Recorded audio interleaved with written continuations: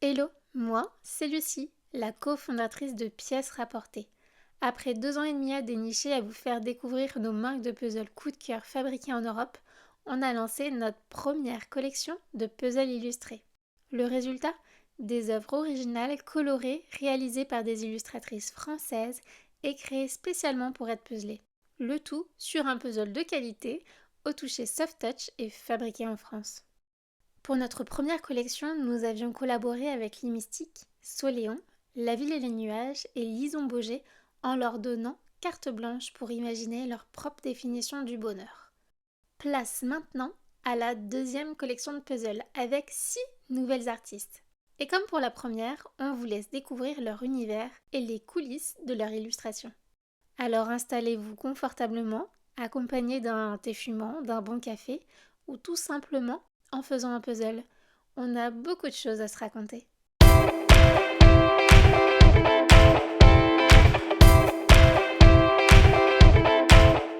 Bonjour Lisa, je suis ravie de te retrouver aujourd'hui pour cette interview. Peux-tu déjà te présenter pour ceux qui ne te connaissent pas encore et nous raconter comment tu es devenue illustratrice? Bonjour, moi c'est Lisa. Je suis devenue illustratrice en 2020 pendant le confinement. En fait, moi j'ai une formation d'architecte d'intérieur. Mhm. Pendant le confinement, je suis partie en voyage, je me suis fait rapatrier. Et puis du coup, j'avais plus de travail, pas d'occupation. Et je trouvais que c'était le moment idéal pour commencer à dessiner. Et puis à ce moment-là, il y avait beaucoup de partage de dessins. Les gens étaient assez connectés sur les réseaux. Et du coup, j'ai commencé à partager et ça a pris de plus en plus d'ampleur. D'ailleurs, tu vas nous décrire un peu ton univers, mais c'est vrai qu'en tant qu'architecte, on s'attendrait peut-être à plus de scènes d'intérieur et toutes tes scènes sont en extérieur. Est-ce que voilà, tu voulais vraiment faire la séparation entre les 2 et que l'architecture, soit du bâtiment, soit intérieur te tentait pas trop, en dessin? En fait, je pense que quand j'ai commencé à redessiner, parce que j'ai beaucoup dessiné pendant mes études et Mmh. beaucoup d'architecture du coup, je pense que j'ai voulu vraiment un peu m'émanciper de ce que j'avais appris. Et d'ailleurs, mes dessins n'ont pas beaucoup de perspectives. C'est loin Mmh. de la représentation de l'architecture, etc. Et ouais, je pense qu'au départ, c'était vraiment pour mettre une distance et pour trouver un peu un univers en dehors de ça. Ta bulle à toi. Ouais, ouais, ça m'est arrivé d'en faire un petit peu là récemment et je pense que c'est pas non plus un no-go. Mmh. Je, ça me gênerait pas d'en faire, mais j'ai plus envie ouais, de dessiner de la nature et des paysages, etc. Et justement, comment est-ce que tu décrirais ton univers là aujourd'hui? Alors moi, je dirais qu'il est poétique, très naïf, Mmh. assez fleuri, joyeux et plutôt axé sur les femmes. Ouais, effectivement.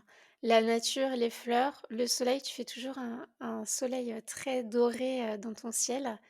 Ce sont vraiment des éléments qui sont très présents dans tes illustrations. Où puisses-tu cette inspiration dans la nature qui t'entoure, lors de voyages comme, au tout début de ton aventure ou bien, dans ton imagination, tout simplement? Je pense que c'est un peu de tout ça. Après, il y a beaucoup d'artistes aussi qui m'influencent. Et puis je regarde, oui, pas mal d'art en général. Je pense qu'on est tout le temps un peu inspiré de tout ce qui nous entoure. Mmh. Après, c'est vrai qu'au fur et à mesure, c'est dessiné un univers que j'ai un peu du mal à expliquer, mais je pense que le fil conducteur, c'est que vraiment à chaque fois que je dessine quelque chose, c'est aussi parce que j'ai envie de me projeter dedans Mmh. et j'ai envie que ça soit positif et que les gens, quand ils voient le dessin, ça leur procure un peu de plaisir. C'est ça. Un peu comme nos puzzles, qui, invitent au bonheur. Oui, exactement, c'était parfait. On en reparlera un peu plus tard. Parmi les techniques que tu utilises, il y a le digital, mais aussi des techniques dites plus traditionnelles comme le crayon de couleur et la craie. Est-ce que tu as une préférence et est-ce qu'il y a une technique que tu aimerais tester? Alors moi j'ai commencé au crayon de couleur, donc ça reste un peu mon chouchou, je pense. Mmh. C'était d'ailleurs pendant le confinement, j'avais que ça, j'avais pas encore de tablette, je connaissais pas du tout le dessin digital. Ouais, Et du coup vraiment le crayon de couleur, ouais, c'est un peu ouais, mon petit chouchou. Et après oui, j'ai commencé un peu le pastel sec et puis là récemment l'aquarelle. d'accord. J'aimerais bien faire un peu plus d'encre parce que je me rends compte que les textures et aussi le côté très aléatoire, on a du mal à maîtriser entièrement le médium. je trouve que ça m'amène vers des endroits un peu inconnus, donc je trouve ça intéressant. Mais donc ouais, là, je pense que c'est des encres que je testerai bientôt. Et justement, du coup, est-ce que tu serais plutôt à mixer, les techniques, donc avec, de l'encre ou de l'aquarelle et puis du crayon de couleur ou de la craie? Ou vraiment avoir une œuvre, dédiée à l'encre? Bah, pour l'instant, comme je la maîtrise pas très bien, l'encre, je pense que je fais uniquement, ce médium-là, et une fois qu'effectivement je me sentirai plus à l'aise, peut-être que je serai amenée à mixer les différentes techniques, mais pour l'instant, j'ai du mal à imaginer, tout de suite quelque chose, multimédium. Peut-être quand tu seras un peu plus à l'aise, justement et que tu auras un peu plus expérimenté et maîtrisé la chose. Ouais, exactement. Quand on t'a présenté notre projet de puzzle, on t'a demandé comment tu imaginais une scène qui représentait pour toi le bonheur. Et j'ai retrouvé mes notes et on peut dire que ton idée était déjà très claire dès notre premier échange et tu es resté dans la même direction. Est-ce que tu peux nous décrire ton illustration? Oui, alors, donc c'est une femme en premier plan qui, observe un paysage qui s'étend, un peu à l'infini, on dirait, puisqu'il y a vraiment énormément de choses à voir, Mmh, et donc en fond, ce sont des montagnes, donc elle est vraiment, je pense, en train de randonner. Elle s'arrête, dans sa randonnée, elle observe, et un petit peu d'habitation et des gens qui se baignent, et au fond les montagnes. Et donc moi, quand tu m'as posé la question, en fait, j'avais, ouais, assez vite envie, pour moi, j'adore la randonnée, ça me procure énormément de bien, en fait, ça m'apaise, juste le fait de marcher, et surtout dans des paysages, incroyables, je trouve que c'est un peu mmh, le combo magique. Et du coup, quand tu me dis: «Qu'est-ce que c'est le bonheur?», ben ça, ouais, c'est clairement un bonheur, ça en fait partie. Et puis en plus, je l'imaginais hyper bien en dessin et surtout en puzzle, parce que j'avais envie de faire plein de choses, et dans un puzzle, j'aime bien quand mmh. c'est très détaillé et fourni. Du coup, il y a plein de petits trucs comment dire, à lier ensemble. Ouais, c'est ça qui est sympa, c'est que en fait, tu as fait plein de scènes sur les profondeurs et bah, au premier plan, tu vois, c'est un héron, je pense, que tu as dessiné. Après, tu vois la randonneuse. Après, tu vois, des gens qui s'amusent, au bord de l'eau, et qui sont en train de faire trempette. Tu vois aussi un village au loin. Enfin voilà, c'est plein de petits éléments comme ça et qui donnent toute une perspective, à ton illustration qui est quand même, très intéressante. Merci. Oui, oui, c'est exactement ça. Et après, c'est un travail aussi sur les textures où du coup, c'est vraiment pas plat du tout, puisqu'il y a plein de Mmh. superpositions de couleurs, c'est très, très coloré. J'avais envie aussi, de quelque chose un peu ouais, de fouillé. Bah, ça nous va très bien et est-ce que la randonneuse, c'est toi ou pas? Bah, f en fait, je pense jamais à me dessiner. Bah, c'est compliqué. Oui, oui, après j'ai l'impression que j'observe souvent que chaque artiste, et ben, sans le vouloir un peu, bah, forcément dans les choix d'habits, même, je trouve les dimensions, les proportions des personnes, que les artistes dessinent, souvent on remarque un peu des similitudes entre elles et ces personnages, mais et souvent on m'a dit aussi: «Ah mais c'est toi, non?» Mais non, non, en fait, c'était pas du tout mon objectif, je j'ai pas du enfin, ça m'intéresse pas trop, de me mettre dans les dans mes dessins. C'était pas ton intention Non, non, non, pas du tout. et c'est pas la première fois que tu illustres un puzzle. Tu as déjà collaboré avec, la marque, Puzzle Copero, qui est une marque de puzzles péruvienne et qui propose des puzzles colorés un peu comme on aime. Votre collaboration a donné naissance au puzzle 1000 pièces de Frida Kahlo, rebaptisé Frida Jolie. Déjà, j'adore le nom. Et comment la marque, t'a-t-elle découverte? Parce que, bah, elle est pas juste à côté, hein. C'est pas une marque européenne. Et est-ce que c'était une illustration originale pensée spécialement pour le puzzle? Alors elle m'a découverte sur Instagram, souvent en fait, c'est comme ça que j'ai, les collaborations avec les différentes, personnes, c'est souvent par le biais d'Instagram, et donc Ça a été notre cas aussi. exactement, ouais. Bah, ouais, merci Instagram. C'est ça. Et puis, en fait, ils m'ont directement demandé si, l'illustration, parce que je l'avais déjà réalisée du coup, le la l'illustration de Frida Kahlo. Ils m'ont demandé si elle était libre de droit et s'ils pouvaient, l'utiliser pour une collaboration avec un puzzle. Et puis, bah, moi je trouvais que l'idée était trop bonne, et puis, j'aime bien aussi leur DA, Mmh. j'aime bien, la façon dont ils présentent, ouais, les produits, et cetera, et je les connaissais pas du tout et je les connais pas très bien, mais en tout cas ça me convenait parfaitement de, de réaliser un premier puzzle avec eux. Ouais, effectivement, leurs puzzles sont vraiment très sympas, mais comme c'est une marque péruvienne et bah, forcément, on ne retrouve pas ou très, très, très peu la marque en France. Tout simplement, bah, parce que ça coûte, une fortune en frais de douane et en livraison. Mais sinon, on aurait adoré aussi l'avoir. Oui, bah, oui, ça a été la déception de plusieurs personnes qui m'ont dit: «Ah, on peut le trouver où?» Bah, nulle part en fait. Ou alors, faut voyager. Mais est-ce que tu l'as eu quand même le tien? Non, non, non, je l'ai même pas eu. Même pas? Non, non, non. Ah. C'est pour ça que j'ai en fait, ça a été une collaboration ultra rapide puisque le dessin a été fait, Mmh. puis ensuite ils l'ont lancé en production et puis après ils ont communiqué dessus, mais ça a pas été non plus, c'était une expérience, brève. C'est ça. Très rapide et efficace. Oui, c'est ça. Est-ce que sur ton illustration, du coup, que tu avais déjà faite, ils t'ont demandé des petits ajustements, liés au puzzle ou vraiment ils ont pris l'illustration telle quelle? Alors c'était il y a un paquet de temps, mais il me semble qu'ils m'avaient demandé, oui, d'ajouter plus de détails pour éviter, en fait, les zones un peu de vide. Dans les Mmh. puzzles, c'est pas simple. Oui, les aplats, Ouais, exactement trop d'aplats. et Mmh. en fait, à la base, il me semble qu'ils voulaient faire un puzzle en forme de rond, enfin de cercle, enfin voilà, Mmh.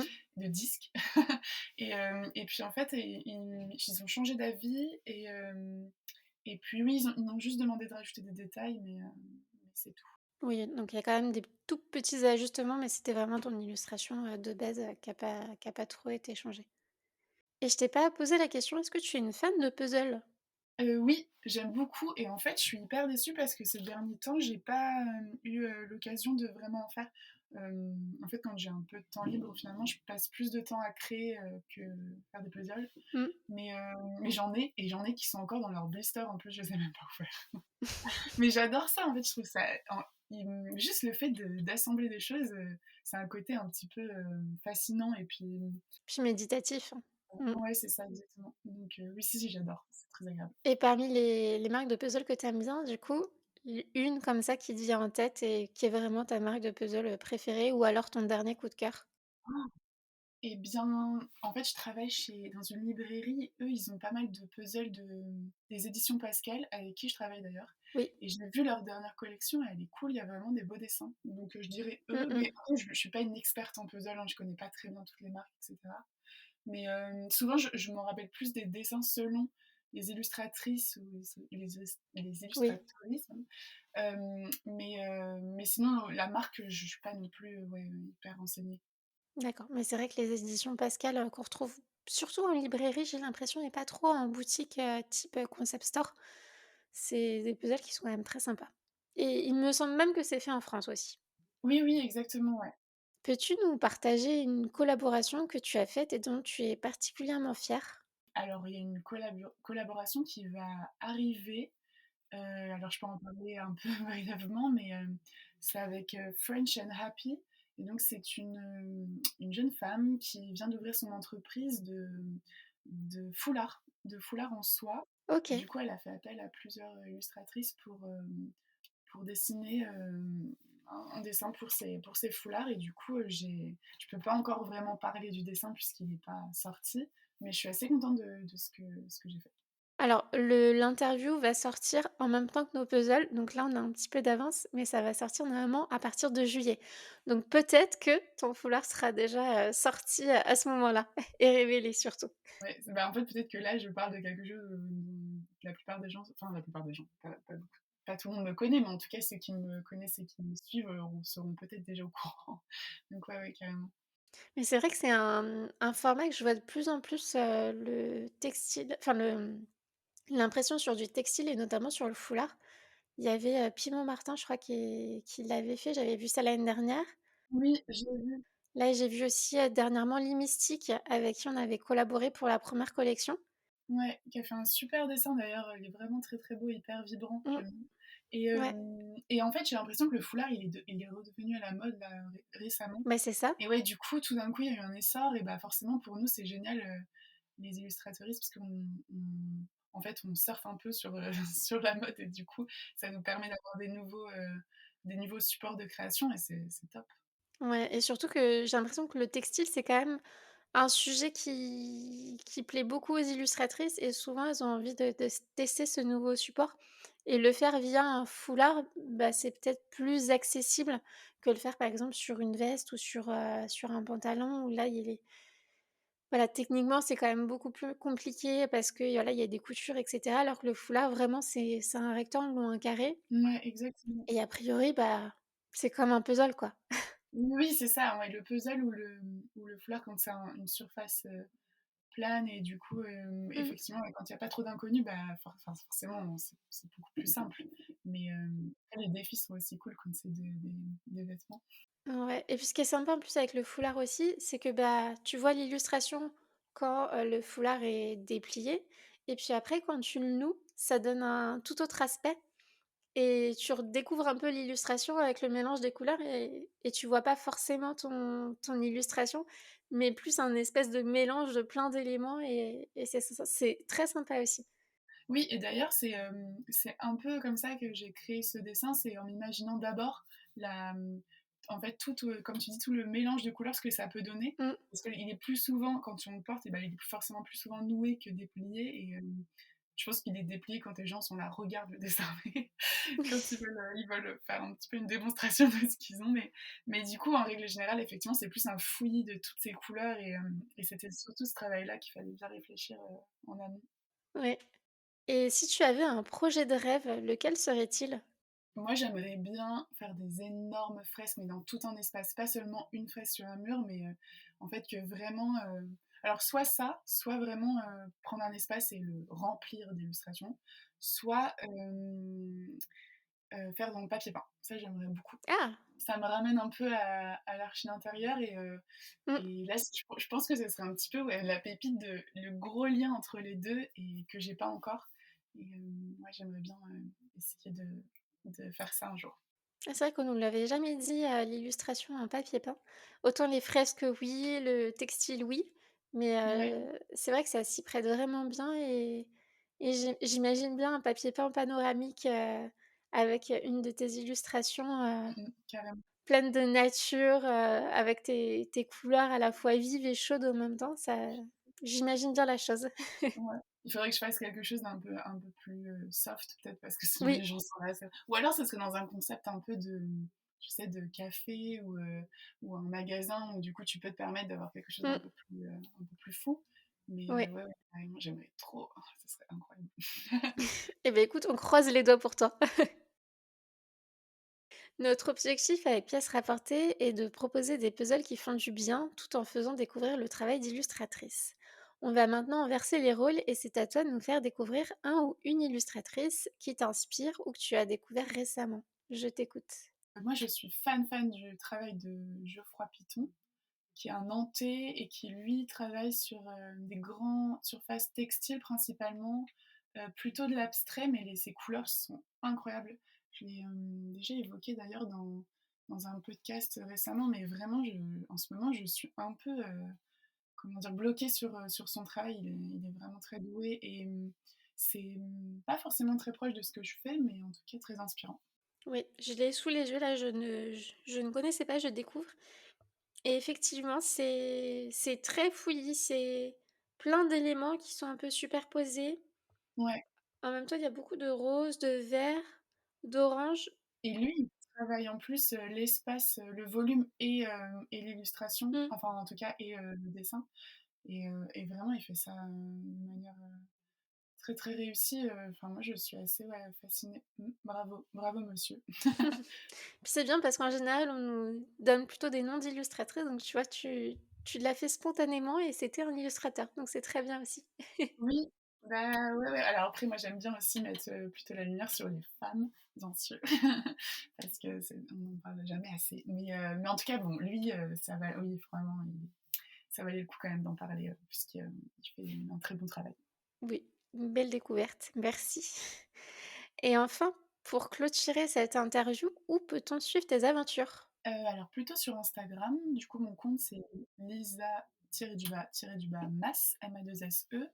Moi je poste pas mal, je pense que tout mon travail se réunit principalement sur Instagram et après j'ai aussi un site internet où je présente des projets, OK. donc c'est, lisamas.com. Et tu présentes que tes projets ou tu as aussi un espace boutique où tu proposes tes créations? Oui, alors j'ai une boutique en ligne, qui se trouve sur Etsy, qui OK. s'appelle Lisamas Shop et après peut-être que je vais, migrer cette boutique-là bientôt, sur un site, mais pour l'instant, c'est là où on peut, éventuellement acheter mes dessins. OK. Et beh, écoutez, si jamais il y en a qui ont envie de découvrir, l'univers de Lisa Mas un peu plus en détail, surtout n'hésitez pas. Merci Lisa pour ton temps et puis cette, interview Merci à toi, c'était très sympa. et puis aussi pour ton illustration. Oui, merci pour l'opportunité, trop bien. J'espère que ça va plaire et que les gens, se prendront pas trop la tête à essayer de tout, rassembler. Non, mais en tout cas, voilà, on a déjà, diffusé à droite, à gauche, chez certaines personnes, qui travaillent sur le projet de ton illustration et sache qu'elle a beaucoup plu. Trop bien, trop cool. Mais nous, on a hâte de la faire, en puzzle maintenant. J'espère que tu la feras aussi. Oui, bah, non, mais oui, oui, je vais, en tout cas, je le ferai soit je vais l'offrir et je sais que mon frère sera, par exemple, très intéressé ou alors je le ferai, oui, avec quelqu'un, c'est sûr, ouais. Bah, après sinon tu peux le faire et l'avantage du puzzle, c'est qu'une fois qu'il est terminé, tu le défais et puis tu peux l'offrir comme ça à ton frère. Carrément, très bonne idée, ouais. Bon, bah, c'est noté. J'attends les photos alors, Lisa, une fois qu'on t'aura OK, envoyé ça ton marche, puzzle. ça marche. Merci.